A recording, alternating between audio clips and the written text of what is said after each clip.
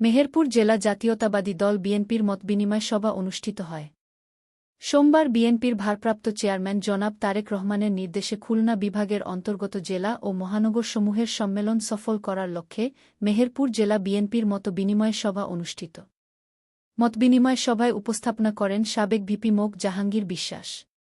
মেহেরপুর জেলা বিএনপির সভাপতি ও সাবেক সংসদ সদস্য মাসুদ অরুণের সভাপতিত্বে মতবিনিময় সভায় প্রধান অতিথি হিসেবে বক্তব্য রাখেন বিএনপি চেয়ারপারসনের উপদেষ্টা, সাবেক মন্ত্রী, ডাকসুর সাবেক ভিপি আমান উল্লাহ আমান বলেন, স্বৈরাচার ফ্যাসিড আওয়ামী লীগের পতন হয়েছে, তবে এখনও তাদের প্রেতাত্মারা বসে নাই, সেহেতু সকলকে ঐক্য, ধৈর্য ও সতর্ক থেকে দলকে শক্তিশালী করতে হবে।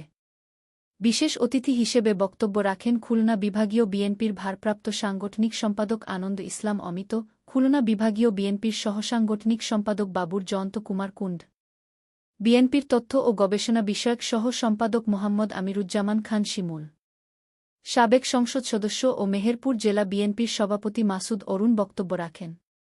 সময় আরও উপস্থিত ছিলেন জেলা বিএনপির সাধারণ সম্পাদক মো আমজাদ হোসেন, জেলা বিএনপির সহসভাপতি সাবেক ভিপি আবদুল্লাহ, সাবেক উপজেলা চেয়ারম্যান আমিরুল ইসলাম, মোক ইলিয়াস হোসেন, সহসভাপতি মোক জাভেদ মাসুদ মিল্টন, সহসভাপতি মো আনসারুল হক, সহসভাপতি আলমগীর খান ছাতু, গুরুদাস হালদার, উপজেলা সাবেক চেয়ারম্যান মোক মারুফ আহমেদ বিজন,